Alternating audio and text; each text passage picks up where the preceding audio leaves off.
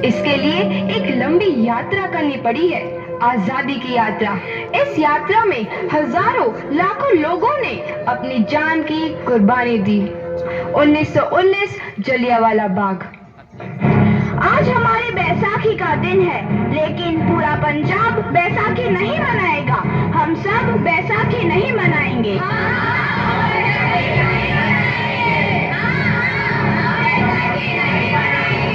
जब तक हम अंग्रेजों को भारत से बाहर नहीं निकाल देते, पूरा पंजाब बैसाखी नहीं मनाएगा। अच्छा, तो तुम सब हमारा विरोध करता है।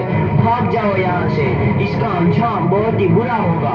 हम नहीं जाएंगे, तुम लोग जाओगे। हमें नहीं, तुमको भारत से भागना होगा। Soldiers fire!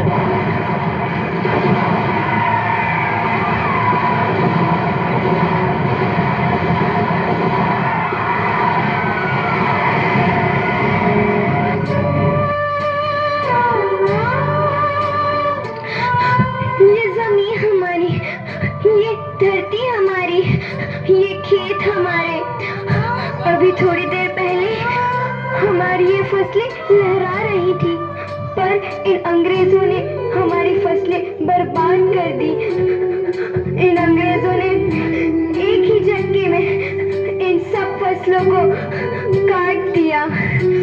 अंग्रेजों, तुम्हारे इस अत्याचार से हम डरेंगे नहीं। इस अत्याचार का बदला लेकर रहेंगे। हम आजादी लेकर रहेंगे।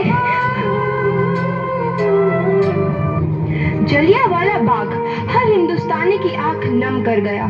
इस कांड में कितने मासूमों की आहुति चढ़ गई। इतनी हैवानियत से इंसानियत कत्ल कर दी गई। जलियांवाला बाग के हत्याकांड ने आजादी की आग में घी देने का काम किया। मासूम औरतों, बच्चों की दर्द भरी चीखें और सिसकियां इनकलाब का गूंज बनकर उभरी। लाला लाजपत राय, भगत सिंह, राजगुरु, सुखदेव सरीखे क्रांतिकारियों ने भारत की इस जमीन से विदेशी दरिंदों को निकाल फेंकने के मंसूबे मजबूत कर लिए। 8 अप्रैल 1929 लाला लाजपत राय के नेतृत्व में साइमन कमीशन के खिलाफ एक भारी जुलूस निकाला गया।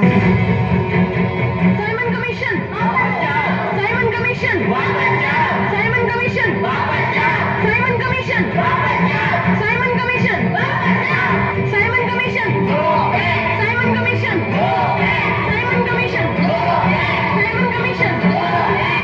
बेवकूफ इंडियंस, तुमको हमारी बात समझ में नहीं आती। Stop this. साइमन कमीशन नहीं मानता। Stop this. लाला जी, आप आगे बढ़ो, हम आपके साथ हैं। लाला जी, संघर्ष करो, हम आपके साथ हैं। लाला जी, संघर्ष करो, हम आपके साथ हैं। लाठी चार्ज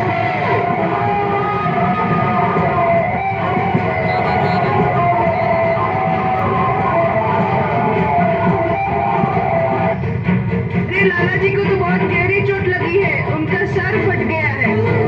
मेरे शरीर में लगी एक एक लाठी अंग्रेजी सरकार के कफन में कील का काम करेगी। ये आजादी की लड़ाई रुकनी नहीं चाहिए।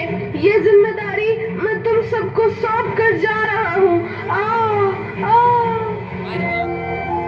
लाला लाजपत राय की दर्दनाक मौत के बाद भगत सिंह, सुखदेव, राजगुरु, वतन के इन मतवालों के खून में ऐसा उबाल आया जिसका सामना करना अंग्रेजी सरकार के लिए मुश्किल हो गया। अंग्रेजों को करारा जवाब देने के लिए स्कॉट और सैंडर्स को मारने की रूपरेखा रची गई।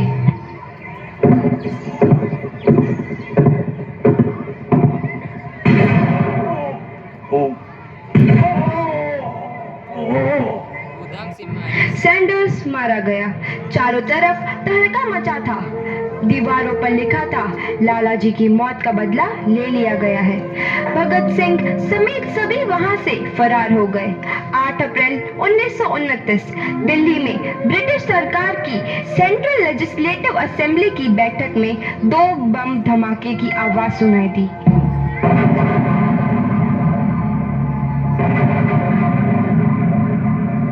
धमाकों ने अंग्रेजी हुकूमत को को हिला कर रख दिया।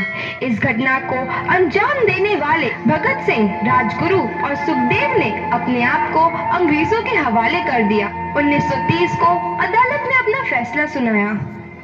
मुलजिम भगत सिंह, मुलजिम राजगुरु, मुलजिम सुखदेव को दफा 121 और दफा 302 के तहत ये अदालत तीनों को मुजरिम करार देती है और इस गुस्ताखी के लिए ये अदालत इन तीनों को सजाए मौत की सजा सुनाती है। सरफरोशी की तमन्ना अब हमारे दिल में है, देखना है जोर कितना बाजुए कातिल में है।